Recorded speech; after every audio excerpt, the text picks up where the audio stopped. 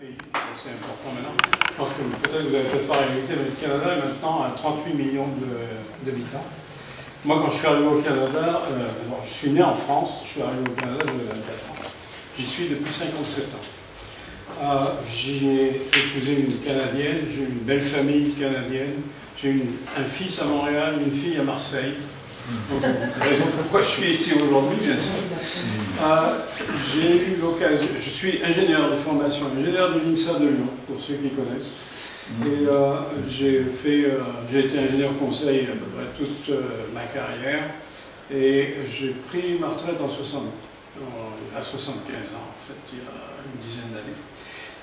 Non, 7-8 ans. Donc la retraite à 64 ans, c'est un concept difficile. Mais ceci dit, je peux comprendre ceux qui ont un avis très différent sur la question. C'est la différence entre la liberté de l'apprendre et l'obligation d'y rester. Je n'ai pas eu d'activité politique pour dire, mais en 2005, pendant les années 90, je me suis occupé d'une association qui était les Sceptiques du Québec, ainsi que incidemment du mouvement laïque québécois, qui sont des organisations qui ont fait avancer la pensée critique au sein de la population québécoise, qui, soyons honnêtes, en avait bien besoin. Parce qu'on sortait d'une période où l'Église catholique contrôlait essentiellement, l'Église catholique et les églises protestantes pour les anglophones contrôlaient complètement l'enseignement à tous les niveaux. Il n'y avait pas d'école publique comme telle. Il n'y avait pas de ministre de l'éducation jusqu'en 61. Historiquement, c'est intéressant. Monseigneur Bourget, qui était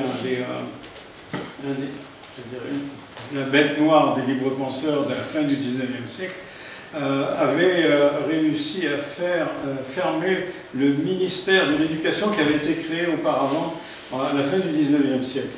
Et pendant toute cette période, de la fin du XIXe siècle jusqu'à 1960, 61 ou 63, je ne sais plus quel, il n'y avait pas de ministère de l'Éducation au Québec.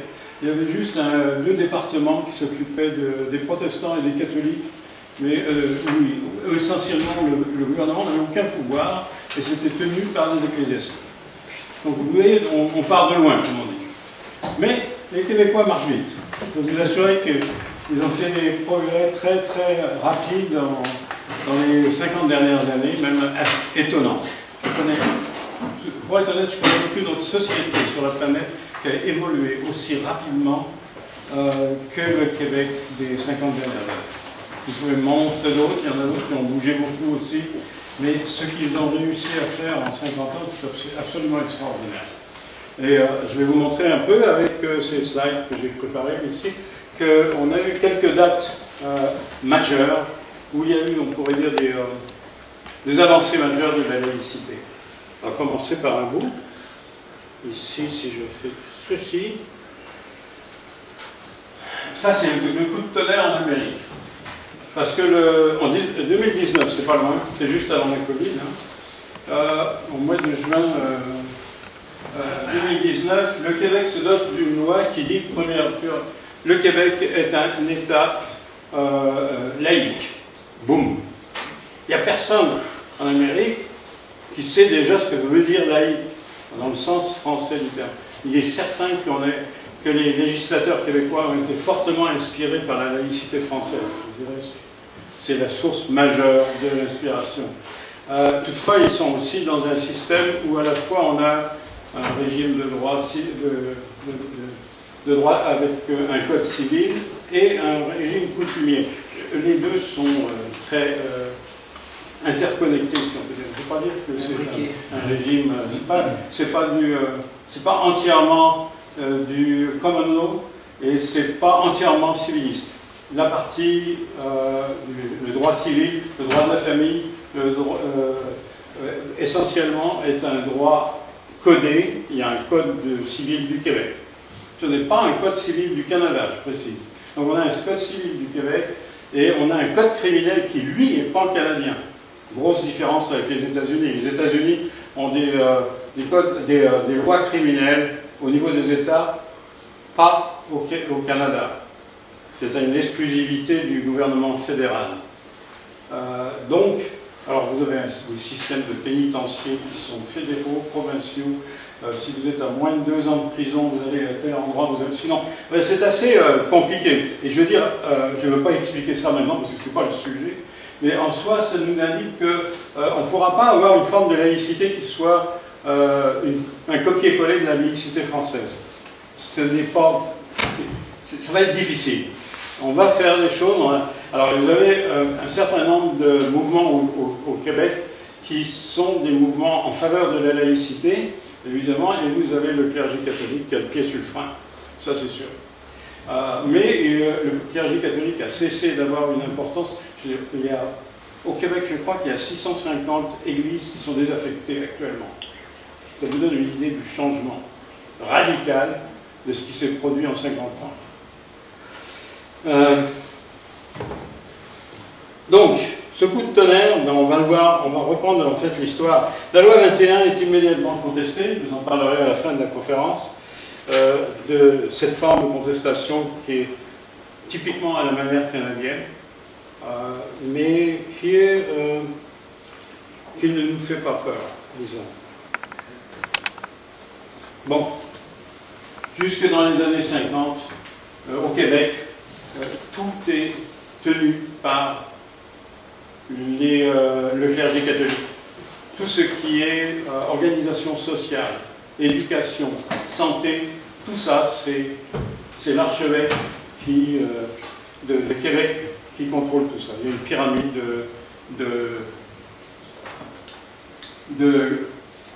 d'intermédiaires. Vous avez des fabriques, c'est assez difficile à imaginer maintenant en France. Ça nous remonte à un régime qui serait du 19e siècle en France, pour avoir un peu l'équivalent. Vous avez entendu parler de la Révolution tranquille. La Révolution tranquille, c'est en grande partie une volonté de sortir l'Église des fonctions gouvernementales. Pourquoi? Parce que l'Église échoue. Elle échoue fondamentalement à fournir une éducation de qualité aux Québécois. Et les Québécois s'en rendent compte, en tout cas l'intelligentsia du Québec s'en rend compte et dit non, on ne peut pas continuer comme ça. Et donc il y aura la Révolution tranquille, et vous allez avoir en 1960, première chose, les lois de financement. Il s'agit de ramener le financement au niveau du contrôle de l'État pour une instruction qui va devenir publique. Elle n'est pas encore publique comme telle. On a une longue histoire, ici le rapport Parent. Alors le plus drôle, c'est que ce rapport qui va en fait laïciser l'instruction, eh bien c'est Monseigneur Parent qui en est à la tête.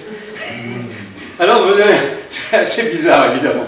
Mais bon, dans le clergé, il y a aussi des gens progressistes et qui s'aperçoivent que l'Église n'a pas ni les moyens ni la volonté de faire des écoles démocratiques. Jusqu'à présent, ce qu'ils faisaient, c'est ce qu'on appelle les cours classiques, c'est-à-dire des écoles qui fournissaient à une bourgeoisie, à une fraction de la population, une éducation de qualité, mais à une toute petite fraction. Et donc, c'était pas le reste de la population québécoise était laissé à l'abandon en grande partie. Bon, il y avait des écoles catholiques qui faisaient le primaire, mais la plupart des Québécois, jusque dans les années 50, n'allaient pas plus loin que ce qu'on appellerait ici la fin du primaire. Ils apprenaient à lire et à écrire et les 4 opérations. Et ça allait pas plus loin. Et surtout, ils apprenaient leur catéchisme. J'ai vu les catéchismes qu'il y avait à l'époque. Ils étaient musclés. Rassurant.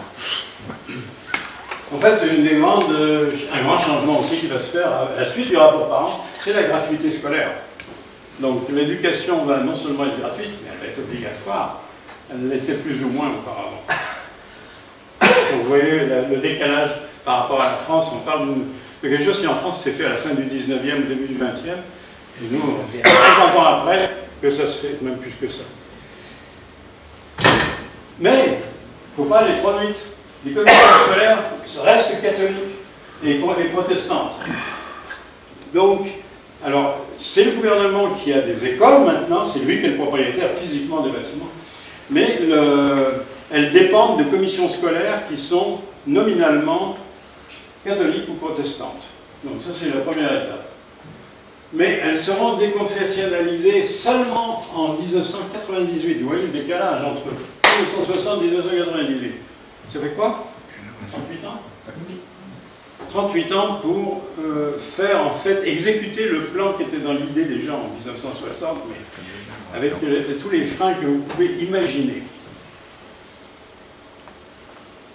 Alors, on change à ce moment-là, parce que c'était une grosse question de... À l'époque, il y avait des catholiques français, catholiques anglais, protestants français exceptionnels, et protestants anglais, principalement. Donc, il y avait 4 systèmes qui ont été réduits à 2, puisque après ça, c'était des commissions scolaires linguistiques. Il y avait des commissions scolaires françaises, francophones et anglophones. Je vous rappelle que, grosso modo, pour ceux qui ne sont pas familiers, mais la population du Québec était, et se maintient à peu près dans ces eaux-là, environ 15 à 20% d'anglophones. En fait, on appellerait ça beaucoup des allophones. Il y a des souches britanniques, bien sûr, mais il y a beaucoup en fait, de rapportés. Vous avez une communauté juive qui est assez importante et qui est souvent anglophone. Mais pour le reste, grosso modo, vous avez 80%. Dans la province, vous avez 80% de francophones. Les années 2000. Là, jusqu'à présent, en fait, ça a commencé, l'afflux d'immigrants musulmans, ça a commencé à la fin des années 80. Donc, essentiellement du Maghreb. Mais pas que. Il y avait aussi un certain nombre de gens de l'Asie du Sud-Est aussi qui sont venus, très souvent aussi musulmans. Et donc, ça fait une forte présence de femmes voilées dans certains secteurs de l'instruction publique. Et là, ça commence à tiquer. Parce que les Québécois, et surtout les Québécoises, c'est-à-dire on a sorti l'Église de nos écoles, et là, on est en train de se faire rentrer l'islam par la porte arrière. Et là, c'est là que ça grogne. Et puis, il y a des demandes d'accommodation de nature religieuse. La chouka, vous connaissez la chouka, c'est une tradition chez les juifs orthodoxes. Je ne sais plus à quelle époque de l'année. Ils ont à construire une cabane, et puis à se retirer dedans, à prier dedans. Et ça, ils faisaient ça un peu n'importe où, et en particulier, c'est arrivé qu'il y en avait, je connais l'endroit, c'est à Montréal, ils avaient acheté des appartements en condominium, et ils avaient des grands balcons. Hein. Montréal, très souvent, on a des balcons en ville. Et ils avaient, dans le contrat d'achat du condominium, il y avait l'interdiction de construire quoi que ce soit sur les balcons. Naturellement, eux, ils construisent une chouka. Le reste des habitants de cet immeuble, c'est un bel immeuble à plusieurs terrasses, et disent non, on veut pas voir de chouka, c'est interdit. Vous avez signé un papier, vous avez signé un contrat, et maintenant vous revenez sur votre contrat. Alors là, on va en cours. Qu'est-ce qui va se passer? Alors, c'est ce qu'on appelle un accommodement raisonnable.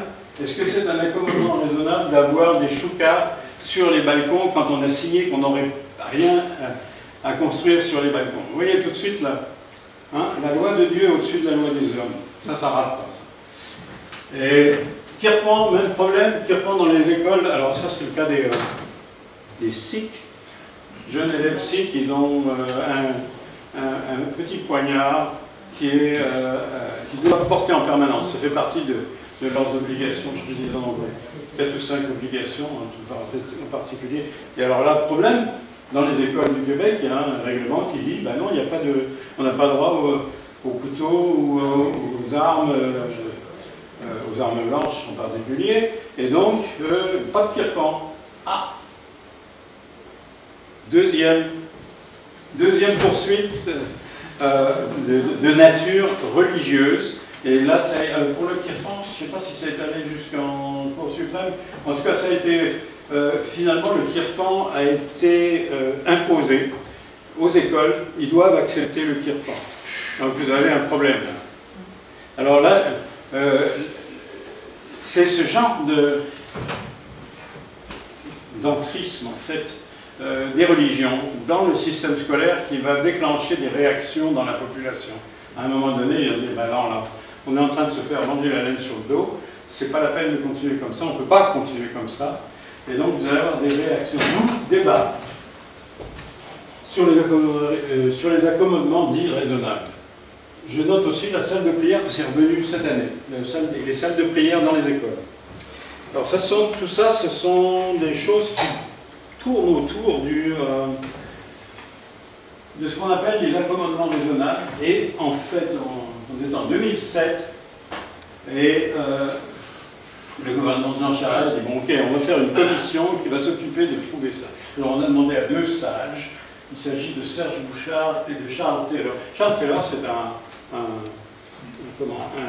un philosophe chrétien connu, très influent dans le monde anglophone, mais aussi même dans le monde francophone. Donc, comme on dit, c'est des poids lourds. Serge Bouchard, c'est un historien,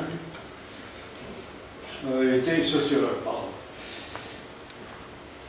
Et, bon, je ne sais pas si vous en avez vu, on entend parler à l'époque, c'était en 2007, vous avez probablement entendu parler de cette histoire de la municipalité d'Hérouville. Le maire d'Hérouville dit nous, on va avoir un code de conduite au niveau de la municipalité et on va demander que les lapidations sont interdites. Il y a un certain nombre de choses comme ça. Évidemment, tout le monde a sursauté, ça a fait le tour de la planète. Hérouville est devenu, c'est un petit bourg, hein, c'est un village, est devenu le centre d'attention de la planète pendant quelques jours à cause de ça. Et le résultat, ça a été que les Québécois se sont dit, zut, alors Hérouville est devenu le symbole du Québec, mon Dieu. Alors ça a vraiment fait c'est un déclencheur. Le déclencheur, finalement, c'est que Jean Charest, Premier ministre de l'époque, va déclencher, il va en fait faire cette demande à Bouchard et Taylor de faire une commission itinérante. Alors ils posent des questions, ils vont dans tous les villages et ils vont poser des questions sur la population et ils produisent un rapport. Et ce rapport, ça va être... Alors le rapport, malgré tout, il fallait qu'il respecte au moins ça, l'égalité entre les hommes et les femmes, la primauté du français, la séparation entre l'État et la religion. À l'intérieur de ça, il devait définir ce qu'on pouvait autoriser comme accommodement raisonnable et qu'est-ce qui devait être fait en matière on n'utilisait pas encore vraiment le terme laïcité, c'est venu un peu après, mais de séparation de l'Église et de l'État. Bon, ce rapport a eu quand même de l'effet. J'en parlerai un peu plus en détail, parce qu'il a confirmé la neutralité laïque de l'État, ce qui n'est pas du tout évident dans le contexte canadien. Le contexte canadien, il est hérité de la tradition britannique. Et donc, on fonctionne sur un mode britannique pour beaucoup de choses en matière de droit, sauf peut-être le code civil, qui est plus de nature d'origine française. Mais pour le reste, c'est pas mal le sens que les Britanniques donnent au mot est souvent celui qui est retenu au Québec. Donc vous allez avoir des difficultés parfois de sémantique. Vous voulez dire ça? Non, non, c'est pas tout à fait ça. C'est dans des difficultés comme ça. Et donc, l'intégration des immigrés, l'égalité des droits, la neutralité de l'État, tout ça, ce sont des choses qui vont être considérées comme devenues importantes et qui devront être mises en œuvre par le gouvernement. Et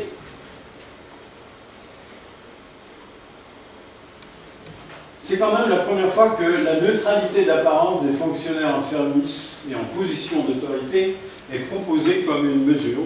La Commission propose ça au gouvernement. Elle dit les juges, les policiers, les gardiens de prison,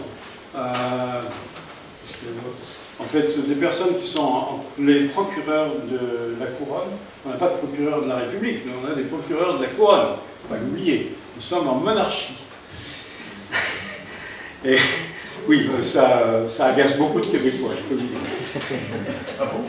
Oui. Et donc ces personnes-là devraient avoir une neutralité d'apparence. Donc c'est ce que propose Bouchard-Taylor. On est en 2007. Qu'est-ce qui va se passer? Ça va prendre du temps. Un détail aussi, le crucifix de l'Assemblée nationale devrait être retiré. En 1935, il y a un député nationaliste et catholique qui s'appelait Duplessis à l'époque. Maurice Duplessis avait réussi à faire accrocher un crucifix au-dessus de du siège du président de l'Assemblée. On l'appelle le président? Je ne sais plus si c'est le président, mais c'est celui qui s'occupe de faire régner l'ordre à l'Assemblée nationale à Québec. Il y avait un crucifix qui a été accroché. Alors, ce n'est pas vraiment quelque chose d'historique, dans le sens que ce n'est pas quelque chose qui date du régime français. C'est quelque chose de tout à fait... et c'était... La volonté de Duplessis, c'était de marquer le lien entre l'Église catholique. On est dans les années 30, ce sont des années où le catholicisme au Québec fait des avancées. On va terminer l'équivalent du Sacré-Cœur à Paris, qui s'appelle à Montréal l'Oratoire Saint-Joseph, et donc qui est un monument énorme.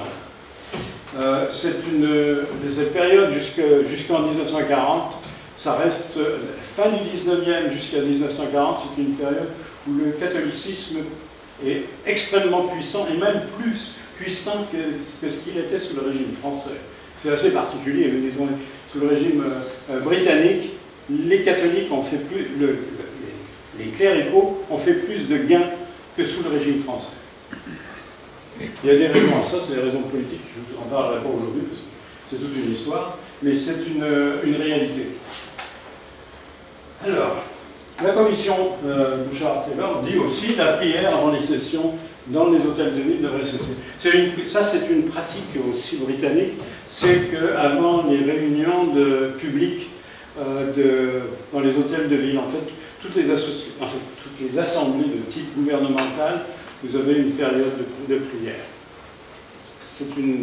Alors, c'est une tradition, mais c'est une tradition qui appelle une prière qui est déiste, en tout cas, à tout le moins, c'est très généralement théiste, parce que c'est souvent une prière catholique ou une prière protestante, mais cela contrevient à la neutralité de l'État, et Bouchard-Taylor va dire oui. Alors, il y a un mais, celui-là. Bouchard-Taylor trouve que les enseignants du secteur public n'y sont pas tenus, ni les employés des hôpitaux. Donc là, on va trouver une pomme de discorde au sein des progressistes au Québec. Qu'est-ce qui va arriver de ça? On va le voir un peu plus loin. Entre-temps, on va créer le Rassemblement pour la laïcité. Voilà, je suis directement impliqué parce que j'étais là, je représentais l'Association humaniste du Québec lorsqu'on a créé le RPL. Alors, donc, ça c'est selon les 4 mouvements. Il y a des individus aussi qui étaient présents. C'est encore aujourd'hui à peu près la même liste. Le plus important là-dedans, c'est le MLQ, parce que c'est le fer de lance de la laïcité. C'est lui qui a les moyens, en général, qui est capable de faire une levée de fonds suffisante pour payer les frais d'une poursuite qui va se terminer en Cour suprême du Canada. Alors, une poursuite, ça va coûter... on compte, nous, il faut un fonds de 200 000 $, c'est-à-dire à peu près 130 000 euros.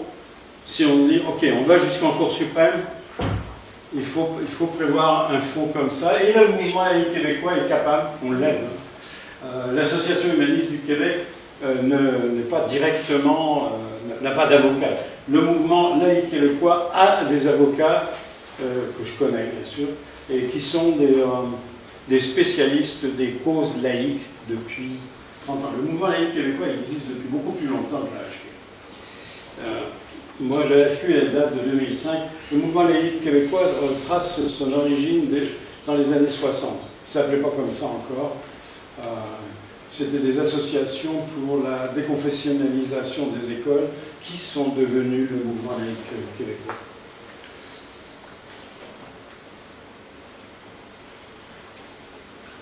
Alors, on était en 2013. Alors, le gouvernement Charest, qui a eu ce magnifique rapport sur son bureau, qu'est-ce qu'il en a fait? Sur la tablette. Il n'y a rien de ce qui avait été proposé par Bouchard-Taylor n'a été réalisé par Charest. Donc, ce qui change, c'est que le parti libéral de Charest perd les élections en 2012. Et le résultat, c'est que c'est le Parti québécois, qui est le parti fer de lance de la laïcité, qui va prendre le pouvoir et qui va donc tenter de présenter un projet de laïcisation. Malheureusement un peu maladroit, je dirais, puisqu'il va utiliser Bernard Drinville, qui propose un projet de loi, le projet de loi 60, pour la future charte des valeurs québécoises. Alors déjà, ça pour nous, c'est une erreur. Mais on ne choisit pas toujours ceux qui ne peuvent nous aider dans une cause. Et malgré tout, malgré cette erreur stratégique, je dirais, au lieu de devoir utiliser une charte de la laïcité comme telle, d'avoir utilisé le terme charte des valeurs québécoises, c'était une erreur. Mais malgré tout, elle faisait avancer la laïcité et de ce fait, l'Association humaniste du Québec a décidé de le soutenir. J'ai moi-même fait une présentation au Parlement de Québec pour expliquer la situation, en particulier la situation des athées en Amérique du Nord et en particulier au Québec, qui sont toujours des citoyens de deuxième classe. Je me présente, Michel Vérard, citoyen de deuxième classe du Canada, parce que c'est la réalité. Il y a des choses qu'on ne peut pas faire. Bon, il y a certains États américains où c'est pire. Vous avez 10 ou 11 États américains où vous avez dans la constitution de l'État l'interdiction de donner des postes de responsabilité dans le gouvernement à des athées. Donc, vous devez croire en Dieu. Point. Ça, c'est les pires. Il y en a qui ne sont pas comme ça.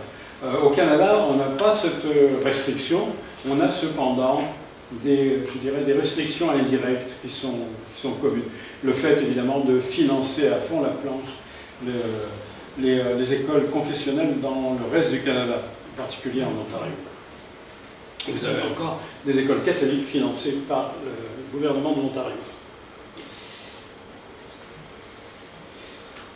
Bon, ce projet de loi 60 va créer une onde de choc. Première onde de choc véritable, c'est avec cette charte des valeurs. Et là, ça va bouger. Vous avez des manifestations pour et contre la charte. Et c'est, vous voyez, j'étais en commission parlementaire en 2013. Et c'était le nom de la charte, en fait de la proposition de la loi 60, c'était charte affirmant les valeurs de laïcité et de neutralité religieuse de l'État, ainsi que d'égalité entre les femmes et les hommes. Et encadrant les demandes d'accommodement de type religieux. Donc c'est une... Alors ce que vous avez je suis ici, et ça c'est le président à l'époque du mouvement laïque québécois.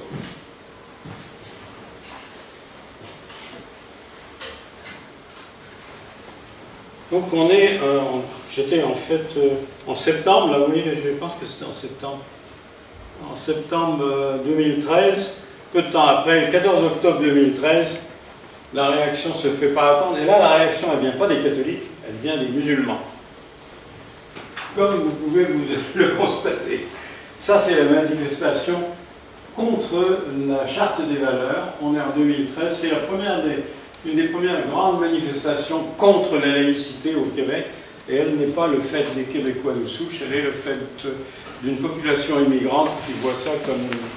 En fait, qui n'a pas de concept vraiment très clair de la laïcité. Et qui, évidemment, vous avez l'islam politique qui souffle sur les braises. parce qu'ils sont là pour ça, et qui vont fouetter les troupes pour dire donc que les Québécois sont des racistes, ce qui n'est pas vrai. On a des démonstrations que la province la moins raciste du Canada, c'est le Québec. Et c'est une chose qui n'arrive pas à passer la rampe. Le reste du Canada est convaincu que le Québec est raciste. Sans preuve. Ou plutôt avec des preuves contre. 15 octobre, 2 jours après, lettre ouverte des Jeannettes. Alors, Jeannette Bertrand, c'est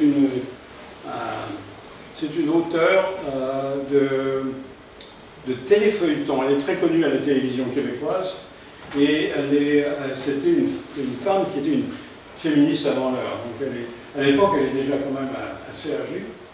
Et elle devait avoir 70 ans à peu près à ce moment-là. Et elle va appuyer le gouvernement. C'est le gouvernement de Pauline Marois. Petit détail, Pauline Marois est la première femme à être Premier ministre au Québec. Et c'est le Parti québécois qui est au pouvoir. Donc le parti en faveur de la laïcité elle va soutenir Pauline Marois. C'est très important. Parce que Jeannette Bertrand est capable de mobiliser une quantité phénoménale de femmes au Québec. Et c'est ce qui va arriver.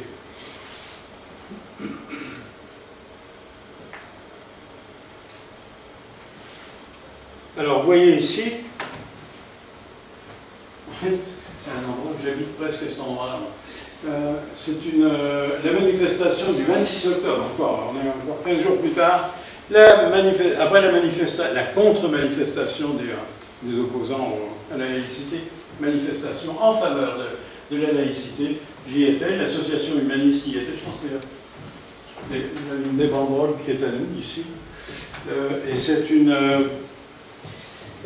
c'est un succès. Et après ce succès également, on va avoir une lettre de soutien du Rassemblement pour la laïcité, donc l'organisation qui est une coalition dont nous faisons partie. Et on a une lettre de soutien alors, voir que 62 000 signatures, en France, ça ne veut pas dire beaucoup, mais c'est l'équivalent de 500 000 signatures en France. Ça commence à peser. Et c'est des gens qui ont fourni leur adresse courriel. C'est intéressant aussi. Donc on a dans nos cartons 62 000 adresses courriel qui sont encore valides. Sauf que, alors on dit, ok, on va enfin avoir une charte de la laïcité au Québec. Eh ben non. Ça va prendre. Malheureusement, les élections provinciales du 7 avril 2014, le Parti québécois est évincé. Il faut dire que le Parti québécois était minoritaire. Alors, donc, on n'a pas pris grand-chose pour qu'il se fasse débarquer. Et les libéraux, c'est le docteur Philippe Couillard, des libéraux qui reprennent le pouvoir. Et la laïcité, c'est pas sa tasse de thé, c'est pas ce qui l'intéresse. Alors, le résultat, c'est que ça ne va pas avancer pendant la période de Philippe Couillard. Mais, entre-temps, il va se passer des choses, non pas au provincial, mais au Canada. Et là, j'en suis aussi assez fier, parce qu'on va avoir deux choses. La Cour suprême du Canada et aussi au Parlement d'Ottawa, on a deux choses qui vont se dérouler plus ou moins en parallèle. Mais le jugement sur la prière. Vous avez le mouvement laïque québécois décide de faire quelque chose avec ses prières. Il y a eu des cas de prières dans les hôtels de ville, dans la ville de Laval, d'autres endroits au Canada, et qui ont été contestés. Normalement, ceux qui ont contesté les prières dans ces lieux municipaux ont gagné en première instance. Sauf que ça n'empêche pas les autres municipalités de se tourner les pouces et de continuer à faire des prières dans les lieux, dans les institutions gouvernementales. Et donc le mouvement laïque québécois décide d'une chose, c'est de financer une poursuite. Évidemment, il faut trouver quelqu'un qui va accepter d'être le paratonnerre, parce que quand vous lancez une poursuite comme ça, alors il y a un gars qui s'appelle Simoneau, dans la région de Saguenay, qui va aller à une réunion de l'hôtel de ville. Et le maire Jean Tremblay de l'hôtel de ville va faire une prière en début de session. Et là, il va dire « Je dépose une plainte ». Et le mouvement laïque va en fait décider de soutenir Simoneau. Et donc on va se retrouver de la façon habituelle au Canada, c'est-à-dire que dans des causes importantes, on va aller de première instance, Cour d'appel, Cour suprême du Canada. Et c'est ce qui va arriver. Sauf que ça va arriver... Alors, ça a commencé beaucoup plus tôt, je pense que... Je vais vous en parler un peu plus ici. Ça va commencer en 2006. On est rendu en 2015. Eh bien, c'est la saga judiciaire du mouvement laïque québécois. Elle sera particulièrement profitable pour le mouvement laïque. Parce que Simoneau va recevoir 30 000 $, je pense, pour ça, de dommages et intérêts pour avoir subi, en fait, la prière du maire Jean Tremblay. Le maire Jean Tremblay était assez incroyable. Il était convaincu qu'il avait le droit de mettre des statues de la Sainte Vierge dans l'hôtel de ville. C'était lui, pour lui, c'était assez incroyable. Mais les symboles religieux, ça ne sera pas jugé. Donc les symboles religieux dans les hôtels de ville, c'est quelque chose encore en suspens. Mais par contre, la prière, c'est clair, elle va être... D'abord, le jugement en première instance est en faveur de Simoneau. En cour d'appel, pour une raison tout à fait particulière, c'est renversé en cour d'appel. La Cour d'appel du Québec, j'ai beaucoup de misère avec elle parce qu'elle prend des décisions absolument aberrantes de temps en temps, comme celle-là. Elle avait refusé d'entendre l'expert en faveur de la laïcité pour une raison tout à fait particulière. Alors donc, le renverser en cour d'appel, mais finalement, le jugement de la Cour suprême est en notre faveur et il est au-delà. Quand j'ai lu le jugement de la Cour suprême, j'ai dit « Oh boy !» C'est un cadeau du ciel, je dirais.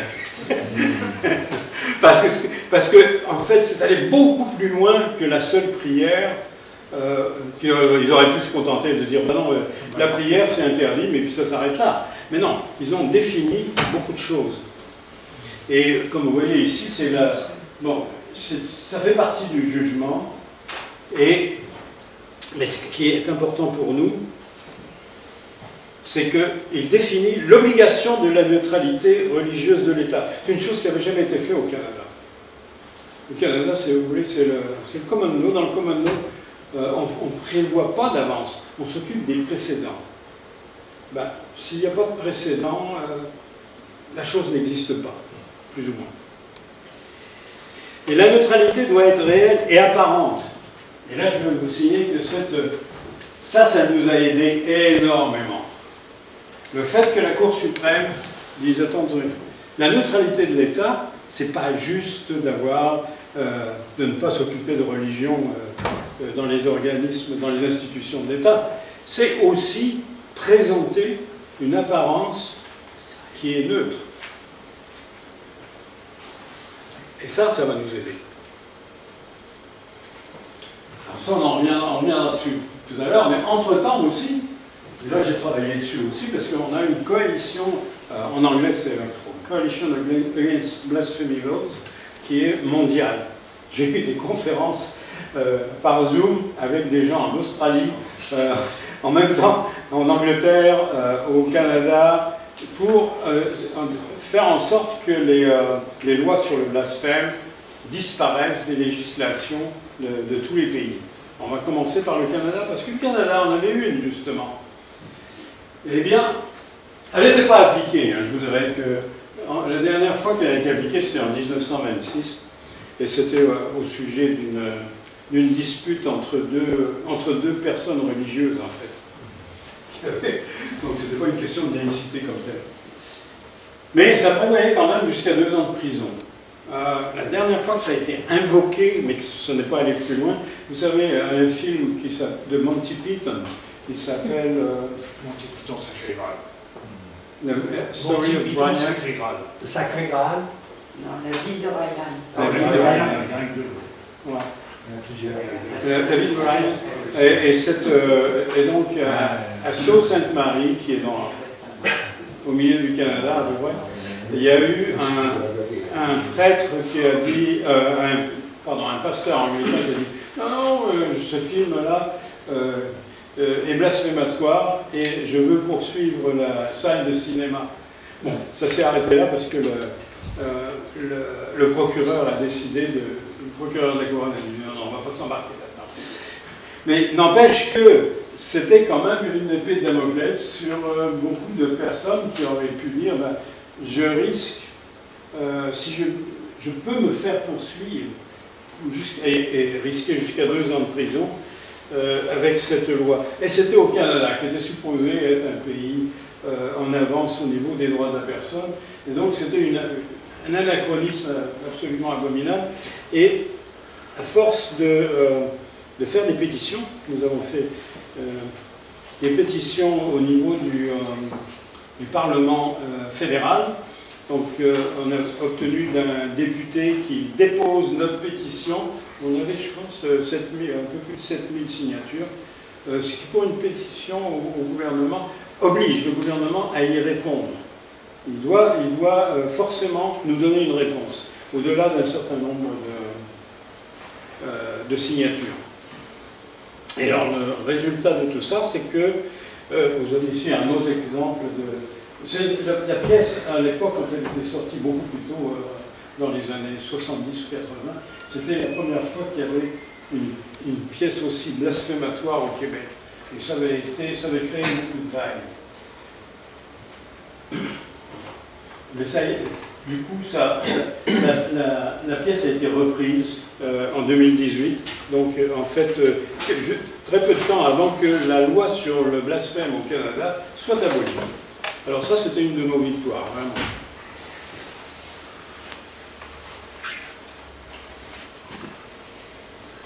Ça ne veut pas dire que tout est rose, parce qu'il reste encore dans le code criminel. Ça, c'était l'article 296 qui a été aboli. Mais il y a 2 articles qui sont tout à fait anachroniques, je dirais. Par exemple, si vous gênez un office religieux, vous en prenez, par exemple, vous invectivez un pasteur qui se rend à son église, à son église, vous êtes passible de 2 ans d'emprisonnement. Ce qui est beaucoup plus, en fait. Bon, vous pourriez, n'importe quelle personne qui est infortunée par une autre peut demander que ça soit redressé. Mais ici, on se trouve à rajouter une couche. Parce que vous êtes un religieux, vous avez droit à une protection supplémentaire. Et ça, on trouve que c'est inadmissible. Il n'y a pas de raison que ce soit le cas. L'article 316, qui est pour nous peut-être le plus grave, parce qu'on a le cas, vous savez, quand dans les textes religieux, en particulier bon, la Bible entre autres, mais le Coran aussi, surtout le Coran, hein, vous avez des propos haineux. Or, il existe au Canada une loi contre les propos haineux, mais dans l'article 316, il y a une exclusion. C'est-à-dire que vous avez le droit de tenir des propos haineux en autant que ce soit une opinion fondée sur un texte religieux auquel croit celui qui exprime cette opinion. Vous voyez la porte de sortie. Alors vous avez des imams, à Montréal, on a la preuve, des imams qui ont en fait décrit les Juifs comme un peuple qui... vous savez, dans le Coran, les Juifs sont maltraités. Hein. Et bien, on ne peut pas poursuivre cet imam en tant qu'auteur de propos haineux envers des personnes ou des groupes de personnes identifiables. Parce que l'article 316 exclut cette situation. Alors c'est ce qui reste à travailler, mais j'espère qu'on y arrive. On a déjà fait des demandes, elles ont été rejetées. L'article 176 a failli être accepté en même temps que la loi sur le blasphème était abrogée. Mais les lobbies religieux ont fait envoyer des paquets de lettres au gouvernement pour dire non, non, il faut le maintenir, il faut le maintenir, il faut le maintenir. Ce qui fait que le gouvernement est revenu en arrière et dit bon, on va conserver l'article 176, qui est discriminatoire puisqu'il offre une protection privilégiée aux membres du clergé qui n'est pas disponible pour le reste de la population.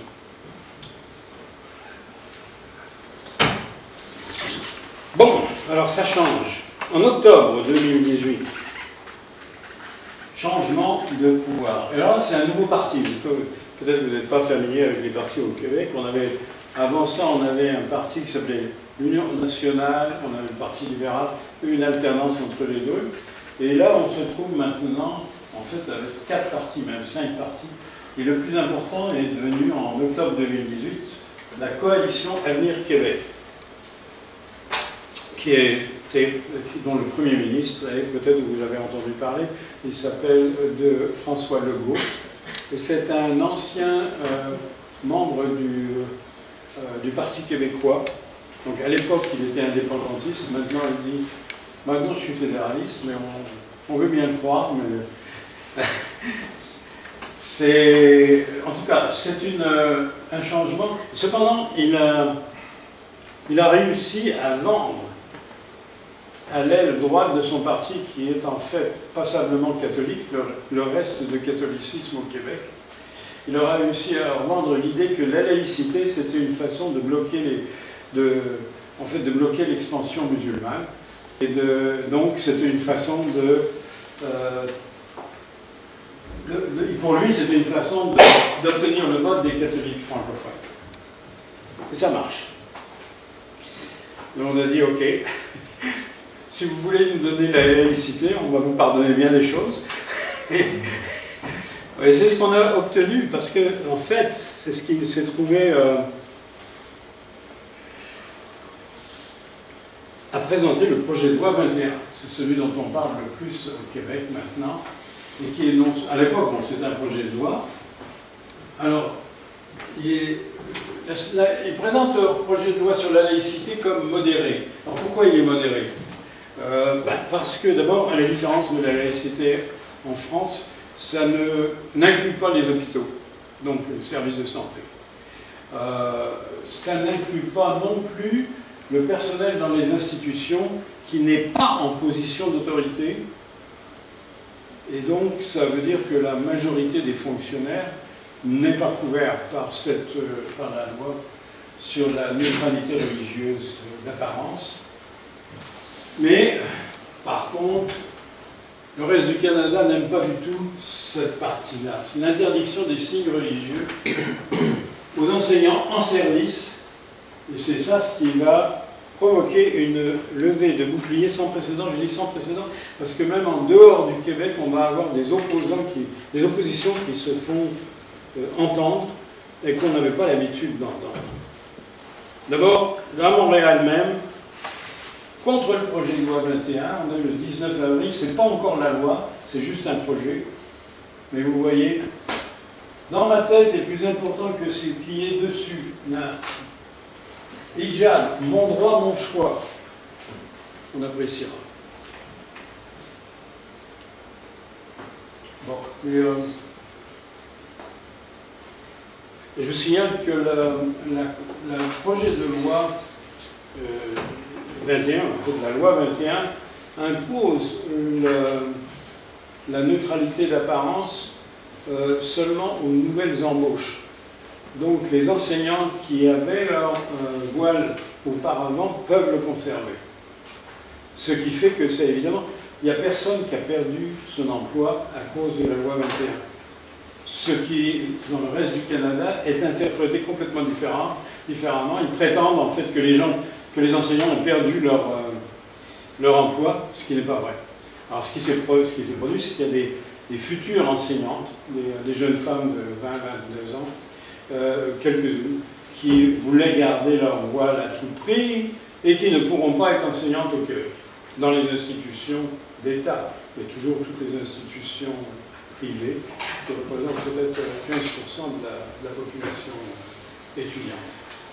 Où ils peuvent le faire. Il y a des écoles musulmanes à Montréal, ce sont des écoles privées. Donc ils ne sont pas Ils ne sont pas à la rue, hein, je précise quand même. Ouais, évidemment, ça n'a pas tardé. Le 4 mai 2019, c'est toujours le projet de loi.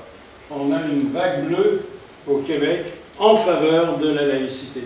La mesure du soutien à la laïcité à l'époque se situe à peu près 62% de toute la population du Québec. Si on prend juste les francophones, ça monte à 75%. Donc le gouvernement Legault est assez solide pour se permettre d'aller de l'avant. Ce qui va créer... il y a une onde de désinformation systématique dans les médias pan-canadiens, y compris d'ailleurs à Radio-Canada. Radio-Canada qui est une officine qui n'est pas dirigée par le gouvernement quand même, mais qui a une tendance à fonctionner selon la majorité de ce que pense le reste du Canada, et non pas le Québec.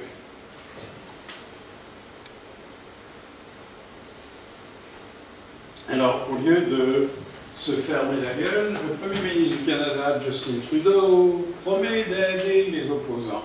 Autrement dit, Trudeau est aussi un député de Montréal.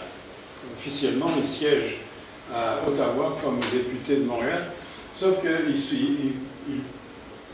a une conception en fait du droit qui est essentiellement celle du common law. Et non pas celui, il n'a pas du tout la tradition civiliste dans la tête. Le résultat, c'est qu'il est convaincu que la loi 21 est une loi discriminatoire, raciale, raciste même, alors qu'il n'y a évidemment aucune mention de race ou d'origine ethnique dans la loi.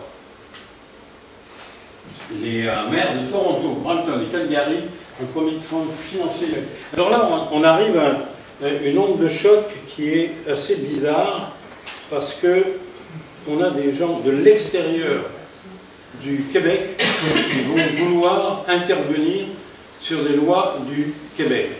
Et là, ça commence à grogner.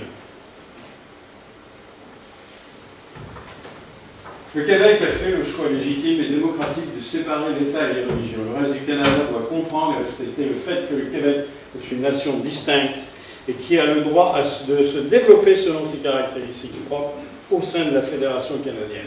Bon, c'est une profession de foi fédéraliste, on ne peut même pas dire le contraire.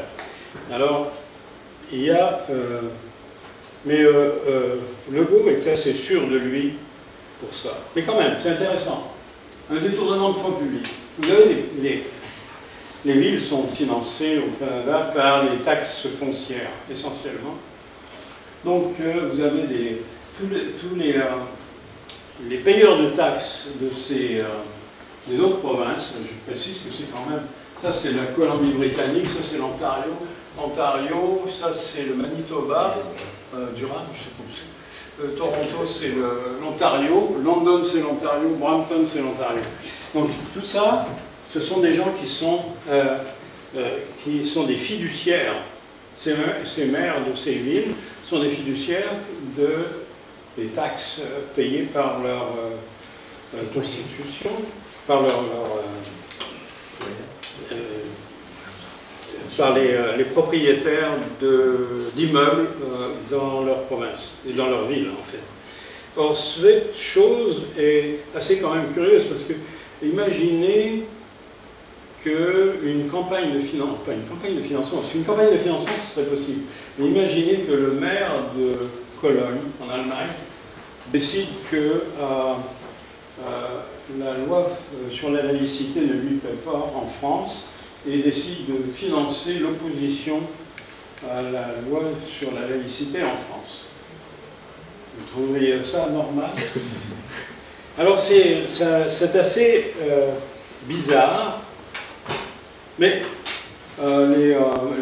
les soutiens à la laïcité au Québec et au Canada même vont réagir. Donc il y a un Torontois francophone, Louis Labrec.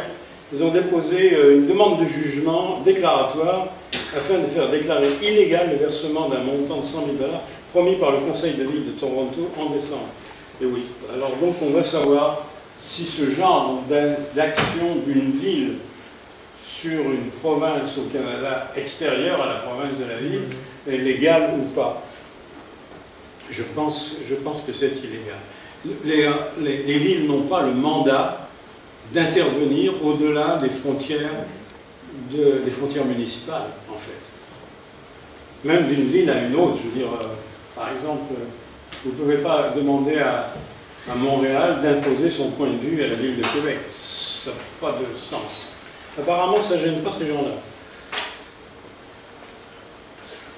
La clause dérogatoire, alors ça c'est une particularité constitutionnelle du Canada. En 1982, lorsque la Charte canadienne des droits et libertés a été implantée au Canada, suite au rapatriement de la Constitution de Londres à Ottawa, on a créé cette clause. Alors cette clause dérogatoire, ce n'est pas quelque chose que le Québec en particulier a demandé. Ce sont les autres provinces qui ont demandé une clause dérogatoire parce qu'ils ne voulaient pas que, en dernière instance, le législatif soit contraint par le judiciaire.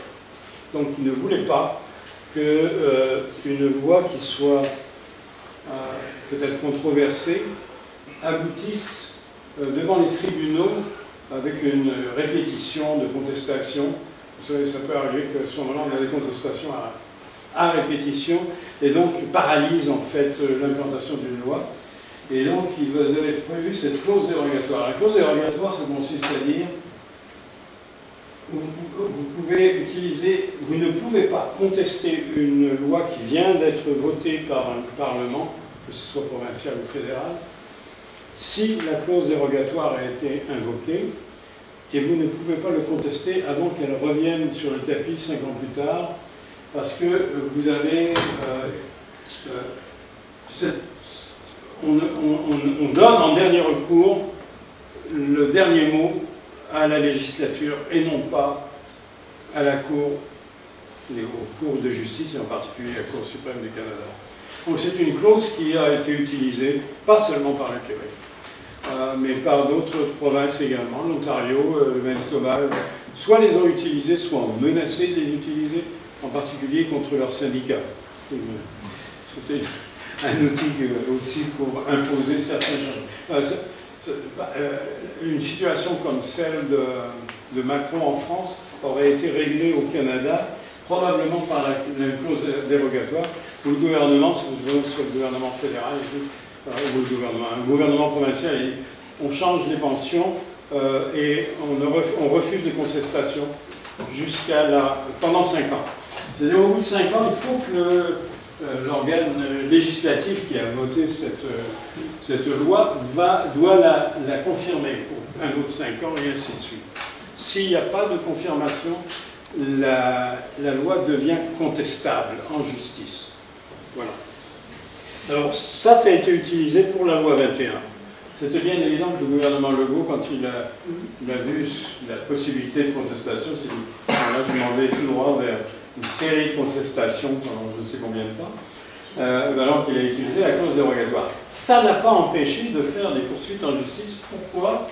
Parce que ce n'est pas tous les articles de la Charte qui sont protégés par la clause dérogatoire. Il y a certains articles qui sont impossibles à toucher par la clause dérogatoire. Alors donc, c'est des choses qui touchent par exemple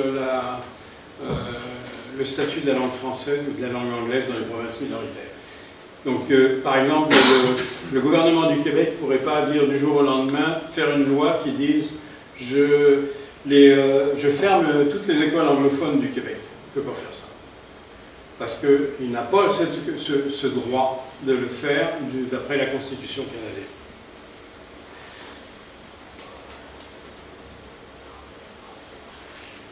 Alors, le résultat de tout ça, c'est quoi? L'état des lieux, on a la Cour d'appel. Bon, c'est sûr que la loi 21 qui a été votée au 15 juin 2019 a provoqué une série de remous. Maintenant, au niveau des contestations, il n'y en a pas eu tant que ça. Il y a eu une personne, une appelle ça, une étudiante qui se plaint une étudiante qui voulait devenir enseignante et qui est voilée et qui ne veut pas enlever son voile pendant les cours, a décidé de poursuivre. Bien sûr, c'est pas elle toute seule qui poursuit parce qu'on n'avait pas les moyens. Il y a derrière toute la machinerie anti-Québec, je dirais, qui est là pour fonctionner, pour aider ça à cette contestation. Alors, cette contestation, à mon avis, elle a peu de chances d'avoir du succès, mais bon.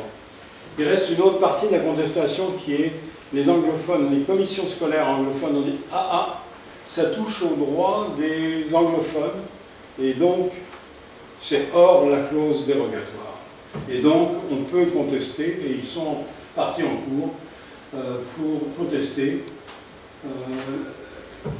parce qu'ils disent « Mais nous avons le droit de gérer nos institutions scolaires nous-mêmes, et donc le gouvernement n'a pas à nous imposer la façon dont nous embauchons notre personnel. » À débattre. Je pense qu'ils n'auront pas non plus beaucoup de chance, parce que l'argent vient quand même du Québec. Alors, c'est pas si simple.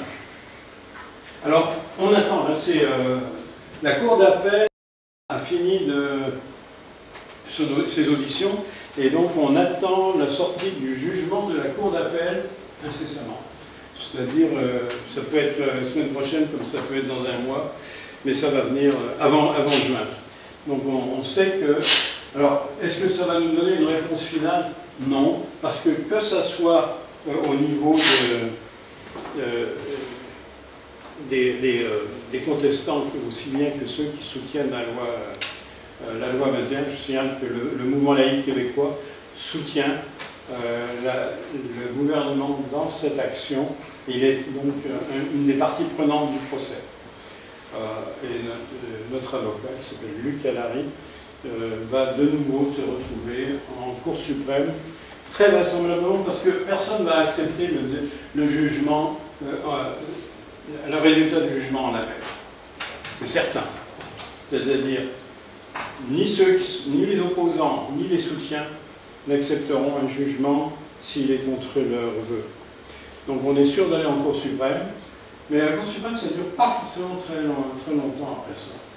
Je pense qu'on aura droit à des surprises, peut-être, dans les prochains 6 mois, 1 an, là-dessus. Donc, mais je pense que la loi 21 est quand même beaucoup plus vaste que les seuls points qui ont été contestés, et donc que le reste va, de toute façon, va rester.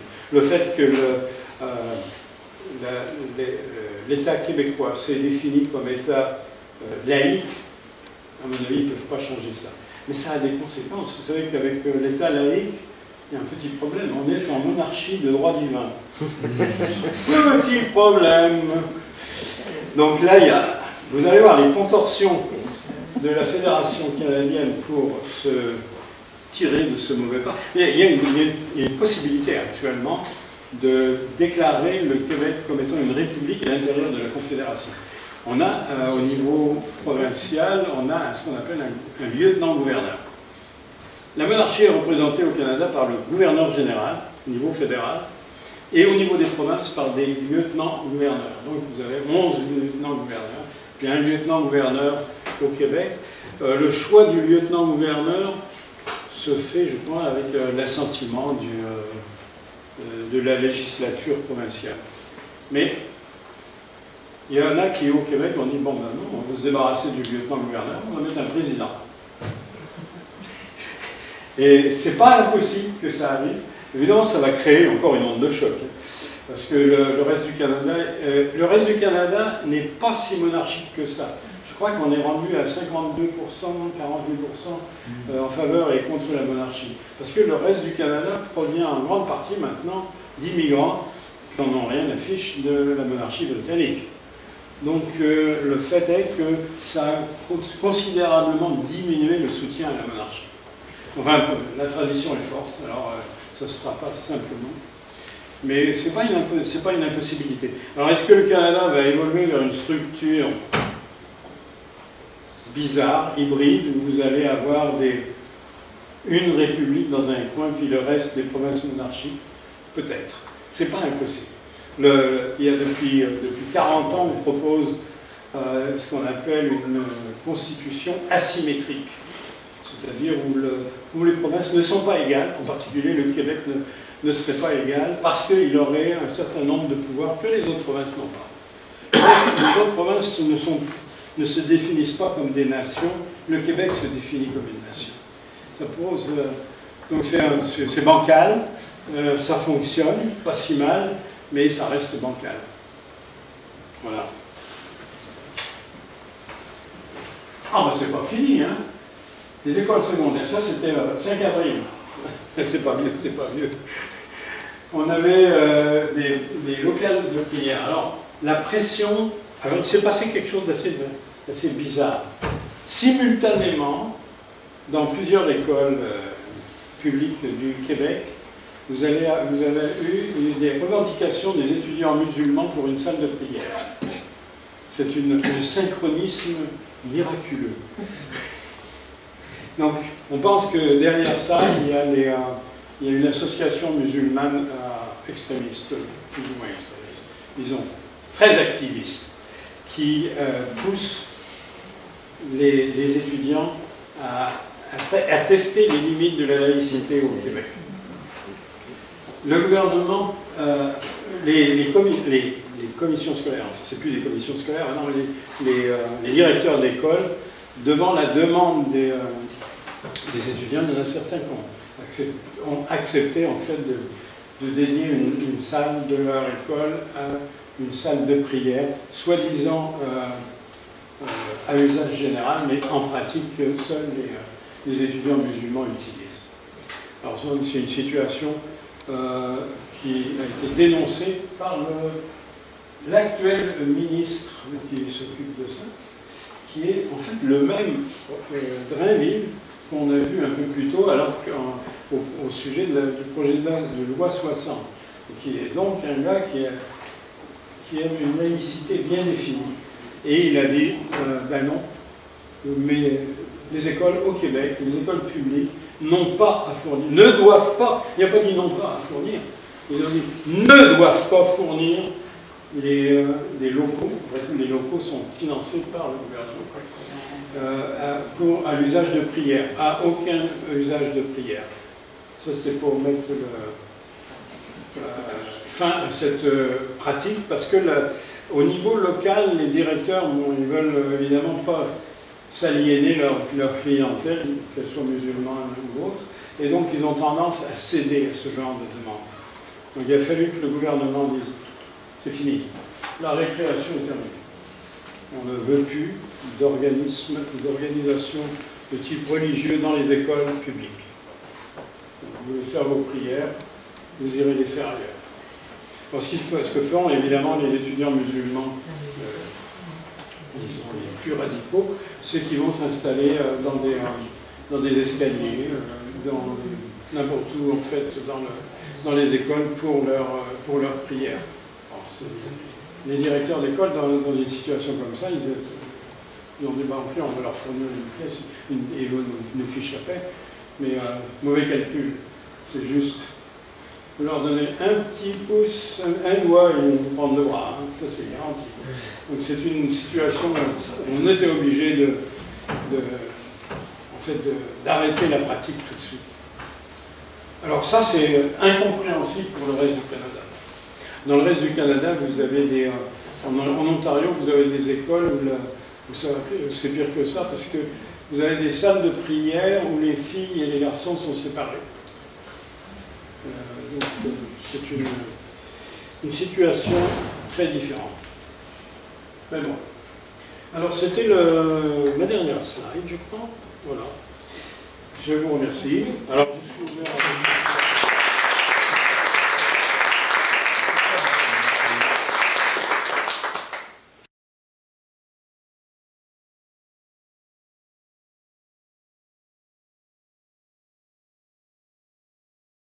Très rapide. La première, c'est vous remercier de ce décalage, en particulier sur la question de l'islam.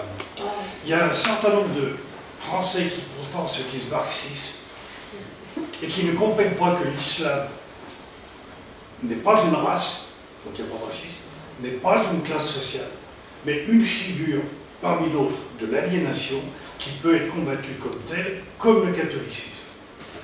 Ça fait du bien de vous entendre, parce que tenir ce discours en France, on n'en prend pas la gueule, mais moi j'ai l'habitude et je le tirerai un jour. La deuxième, c'est une question méthodologique. C'est pas pour vous mettre en difficulté, mais moi j'ai une difficulté avec la notion du Québec. Parce que qu'est-ce que c'est que le Québec? C'est quelque chose qui est exclu quelque part, dans la mesure où c'est une nation basée sur une base culturelle. Ça exclut quelque part les anglophones du Québec, dont vous avez parlé, mais ça exclut surtout les plus malheureux, qui sont les francophones d'Ontario ou du Manitoba, qui ne relèvent pas donc de la logique exceptionnelle du Québec, oui, qui sont pourtant francophones, qui ont pourtant été eux aussi écrasés par l'Église catholique dans leur propre province, et qui aujourd'hui sont les oubliés, je dirais, de cette géographie. Qu'est-ce que vous pensez? C'est un problème majeur, mais ce n'est pas un nouveau problème. On discutait de ça déjà dans les années 60. La question des francophones hors Québec. Vous savez, c'est un peu la situation de « je te tiens par la barbichette, tu me tiens par la barbichette » parce qu'il y a une communauté anglophone au Québec et il y a des communautés francophones dans les provinces anglophones. Donc vous avez cette situation où, en fait, il y a... on ne veut pas créer de régime nécessairement discriminatoire, on va protéger les anglophones du Québec parce qu'il faut protéger les francophones hors Québec. Sauf que la logique commerciale de l'Amérique du Nord fait que les situations sont très différentes. Et donc, si on n'essaye pas de protéger davantage les francophones, les anglophones du Québec n'ont pas à être protégés, ils sont gradures, comme on dit, ils ont tout, ils ont deux universités, je ne sais pas combien ils ont d'universités au Québec, alors que c'est hors de proportion avec leur nombre. Et ils sont financés, mais vraiment, vous prenez l'université McGill, ils ont non seulement un financement privé énorme, parce qu'ils sont en fait les héritiers de la classe dirigeante anglophone du Québec, et donc il y a beaucoup de ces gens qui ont légué à l'université leur fortune. Donc ce sont des universités très riches, et en plus de ça, ils reçoivent de l'argent du gouvernement du Québec, puisqu'ils ont droit à un certain montant par élève. Donc c'est une situation où ils ont leurs propres hôpitaux. Qu'est-ce qui leur manque? Je ne sais pas. Ils ont tout. Donc on n'a pas cette situation symétrique chez les francophones dans les autres provinces. Vous avez les francophones dans les autres provinces, je ne sais pas ce qui va leur arriver, mais ce qu'on a vu, ils se maintiennent, mais leur poids démographique continue de diminuer. Et ils vont... Je ne sais pas comment ils peuvent s'en sortir. Ils vont subir le sort des francophones des États-Unis, c'est-à-dire il y avait une revue franco-américaine oui, encore dans les années... Mais la situation aux États-Unis était différente, mais ceux au Canada ont pu survivre plus longtemps parce qu'ils étaient plus nombreux. Je veux dire, au moment de la création du Canada, il y avait autant d'anglophones que de francophones. En 1867, c'était à peu près 800 000 personnes. Et donc c'était en fait, le Canada est devenu une démocratie le jour où il y a eu autant d'anglophones que de francophones, parce qu'avant ça, il y avait plus de francophones que d'anglophones. Bizarrement, merveilleusement, la démocratie arrive quand on peut contrôler la démocratie. C'est ça, c'est ce qui est arrivé au Canada. La situation a beaucoup changé. Maintenant, les francophones contrôlent une bonne partie de leur économie au niveau du Québec. Donc ça, c'est un changement radical. Donc, puis on ne se définit pas toujours comme francophone et anglophone non plus. N'oubliez pas qu'il y a énormément de mariages mixtes. Donc on va se trouver avec des gens qui ont eu une enfance en anglais mais qui travaillent en français ou inversement. Donc c'est pas si simple que ça. Les pays multiethniques, comme le Canada, et même comme le Québec, ont des problèmes qui sont d'une nature différente des pays unitaires, comme la France, où essentiellement, vous êtes en France, vous parlez français, il n'y a pas de problème. Vous n'essayez pas de parler autre chose. Voilà. Je ne sais pas si ça satisfait votre curiosité, mais les anglophones au Québec se maintiennent. Ce qui ne se maintient pas, les francophones diminuent, mais c'est au profit des allophones, ceux qui parlent à la maison une autre langue que l'anglais ou le français. Il y a quand même qui parlent arabe. Oui, vas-y, Chantal, Patrick, Solange, c'est ça? Pardon. D'accord. Alors, allons-y dans l'ordre que j'ai dit à peu près. Oui, Alors, j'ai une question qui est peut-être pas directe, mais qu'en est-il du financement des écoles privées au Canada? Par l'État, alors, c'est pas comme en France. En France, vous payez les enseignants et la pierre, ça provient du privé, si je me souviens bien. Mais nous, c'est les écoles privées reçoivent à peu près 60% de ce que le public reçoit. Mais c'est pas un paiement direct aux enseignants. L'école se débrouille quand même. Oui. Donc, ce qui fait qu'effectivement, on finance les écoles musulmanes à Montréal. Oui. Oui. Patrick. Moi, j'allais utiliser un petit peu d'humour. Hein. Je pense, par rapport aux différents éléments qui nous ont été montrés, que la laïcité, la partie à jouer sur la laïcité est loin d'être gagnée. C'est un véritable chemin de croix, à mon avis, Calvin. Absolument. On prie tous les matins tour. Tout à fait. Je m'y associe, très modestement, mais je m'y associe.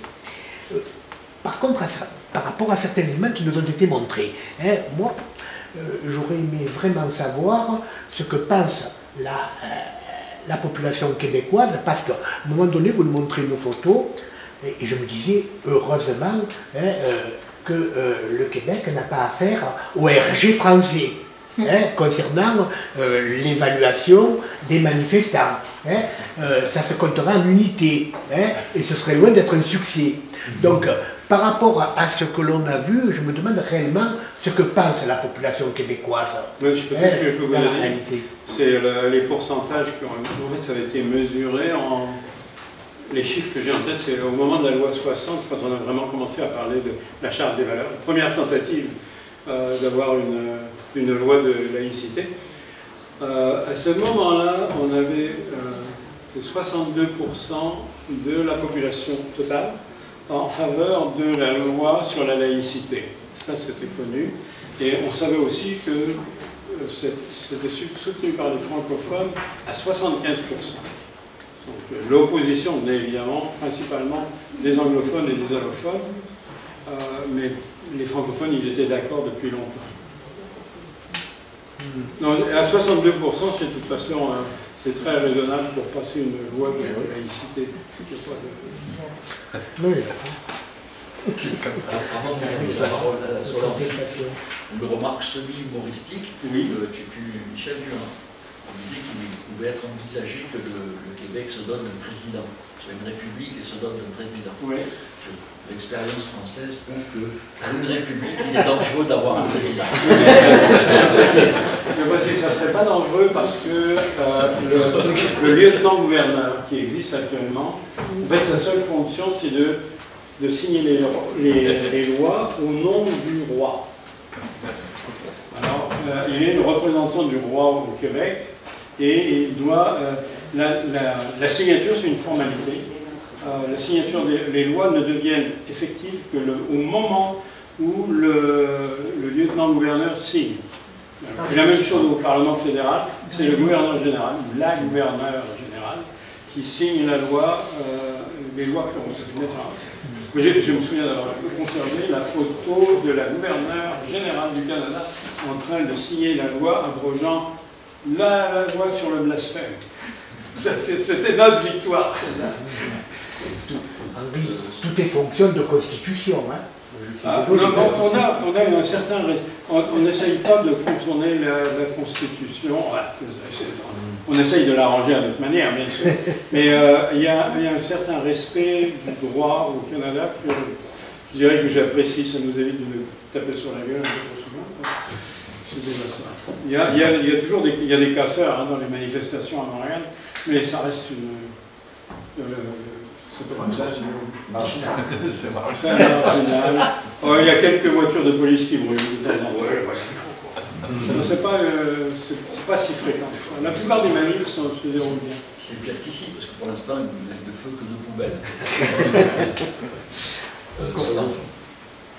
Oui, je vous remercie infiniment Oui. de votre approche de ce que fait le Québec et je ne répéterai pas ce que Jean-Pierre a dit en réaction immédiate par rapport aux musulmans.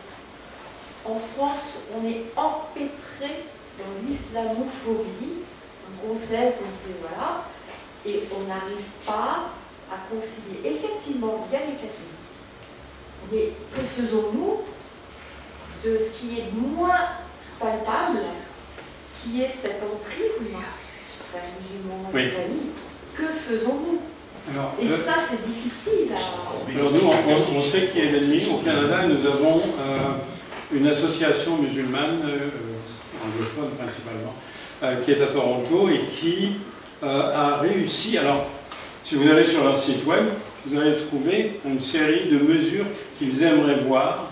Et en particulier, ils voulaient voir, et ça, c'est très récent, ils voulaient que le gouvernement ait un commissaire à la lutte contre, un représentant spécial pour la lutte contre l'islamophobie, tel que je vous le dis.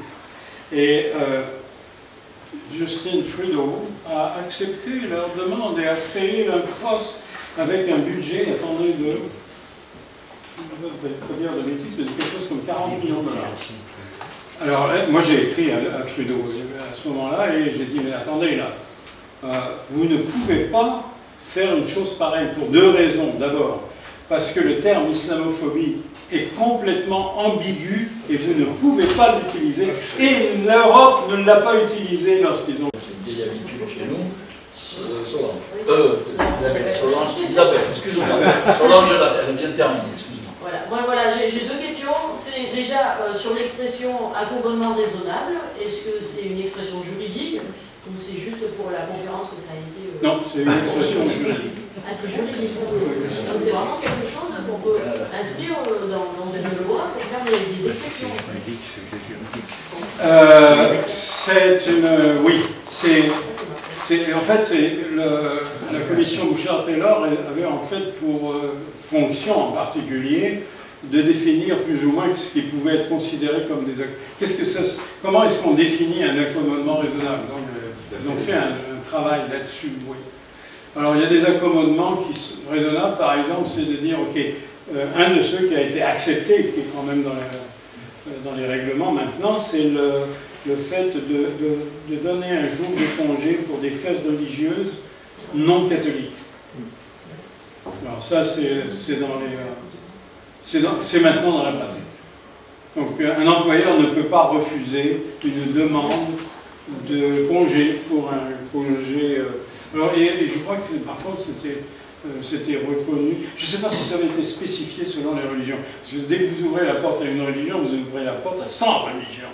Et il y en a un paquet au Canada. Et j'ai une deuxième question, donc c'est donc les clauses qui sont mises dans la loi 21 pour pas qu'elles soient remises en cause, est-ce que ça peut s'apparenter au fait qu'elles puissent être inscrites dans une constitution? Le fait qu'elles puissent être inscrites dans la constitution. La laïcité. Alors, bon, il y a une constitution canadienne, il y a des qui contient d'ailleurs une charte des droits au niveau canadien. Il y a également une charte des droits au niveau québécois, légèrement différente. La notion de constitution au niveau des provinces ou des États américains existe.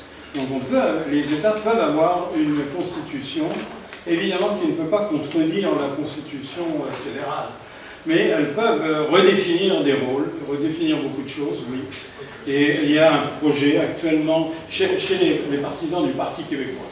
Un des projets du Parti québécois, en particulier, et d'Action nationale aussi, c'est de produire un plan de constitution pour un Québec indépendant ou non, mais il y a un certain nombre de choses qui peuvent être faites, même à l'intérieur de la fédération actuellement.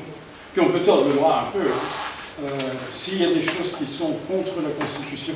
Vous savez, c'est quand même une situation un peu bizarre. Ottawa ne peut pas envoyer la troupe pour mettre au pas un Parlement provincial facilement. C'est une opération qui est politiquement très coûteuse. Et c'est arrivé une fois au moment de Trudeau père en 1970, et ça a laissé des traces. Il y a quand même 500 personnes qui ont été emprisonnées. Donc ça a laissé des traces, et même au Canada anglais, on n'a pas trouvé que c'était justifié.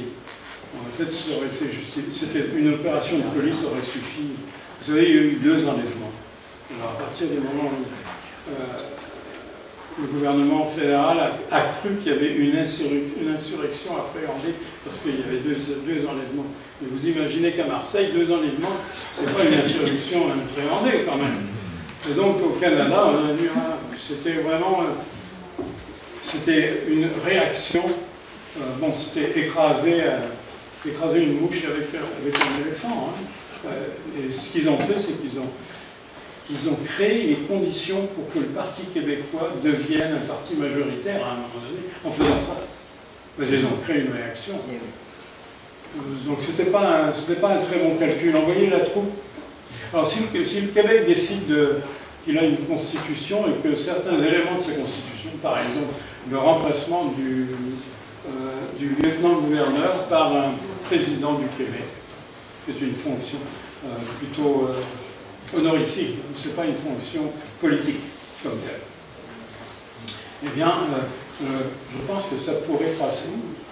Je pense qu'il y a de bonnes chances que le Canadien dise bon, bah oui, c'est embêtant, mais on va vivre avec. Parce qu'ils n'ont pas vraiment le choix. Chantal. Oui, dans l'évolution que vous avez décrite, j'ai pensé, en 2005, j'étais très choquée par la décision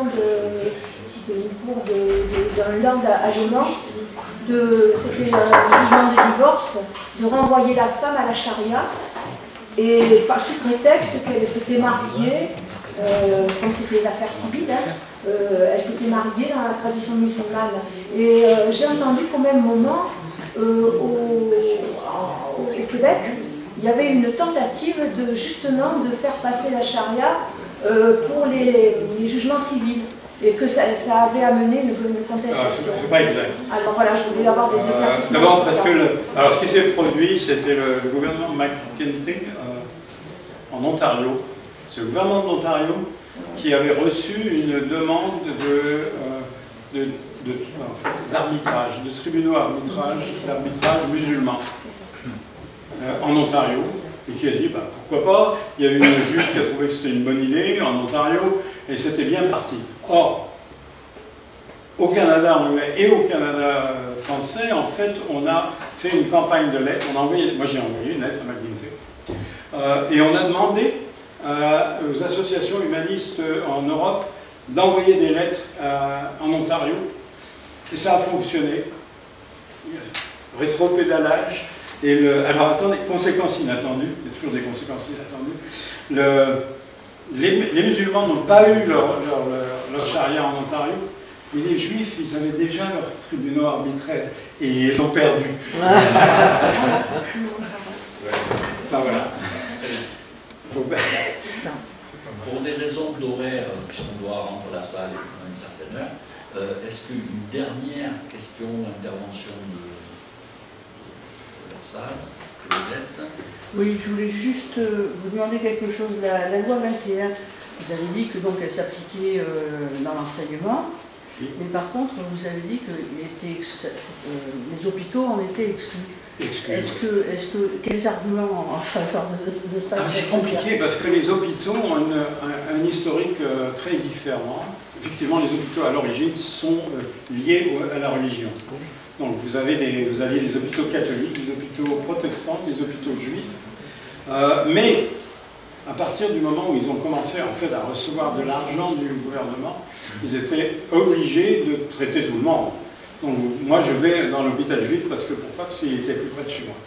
Mais c'était Donc ce sont des hôpitaux qui sont nominalement liés à une religion, mais pas tous, hein, ça dépend. Les nouveaux hôpitaux sont plus du tout liés. Mais les anciens hôpitaux avaient une tradition, ils ont souvent une fondation qui est d'origine religieuse et qui sert à financer les gros achats, vous savez, les grosses machines qu'on trouve maintenant dans les hôpitaux. Donc ça c'est resté comme ça, et vous allez trouver à l'entrée des hôpitaux québécois, très souvent il y a une Vierge Marie ou bien un crucifix à l'entrée sur les anciens bâtiments. Ils ne vont pas être enlevés, donc ils vont rester, mais ça n'empêche pas que vous avez droit à des services qui sont neutres. Alors, ce qui est vrai aussi, c'est dans les hôpitaux, il y avait du prosélytisme qui se faisait. Alors ça, il y a eu des restrictions, maintenant vous ne pouvez plus. En fait, il y avait des prêtres, des imams, qui se promenaient dans les chambres pour fournir leurs services. Bien, ça, il faut que la personne ait demandé le service et non plus qu'ils aillent à la pêche. Non. Donc ça, c'est un changement. Maintenant, l'organisation des hôpitaux elles-mêmes alors, ce ne sont pas non plus, techniquement, ce ne sont pas des institutions d'État. Ce sont des organismes sans but lucratif qui sont, je ne parle pas des cliniques privées, hein, je parle des gros hôpitaux, ce sont des organismes sans but lucratif qui ont leur propre charte et qui reçoivent des fonds du gouvernement, oui.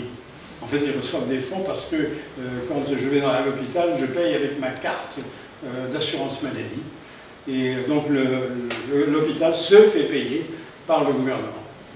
Donc, mais c'est un fonctionnement qui n'est pas celui d'un organisme d'État. Alors c'était difficile d'imposer la laïcité. Moi j'ai pensé dès le départ en fait qu'on allait avoir des difficultés avec les hôpitaux parce que c'est sûr que de temps en temps vous croisez des femmes voilées dans les hôpitaux, c'est sûr. Et des bonnes sœurs aussi? Non. S'il y a des bonnes sœurs, elles sont en civil. Qu'est-ce que j'ai vu dans les hôpitaux?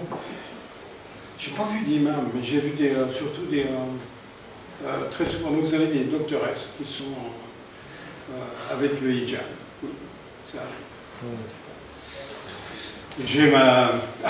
J'ai aussi des juifs avec la calotte. Ça, c'est fréquent à l'hôpital. Ça ne semble pas être un motif de friction important actuellement. Donc, c'est pas... je pense que la population n'est pas prête à exiger la neutralité dans les hôpitaux actuellement. Il y a d'autres choses qu'ils aimeraient mieux. En particulier le financement des écoles confessionnelles. Quel gros morceau. Ok. Alors, si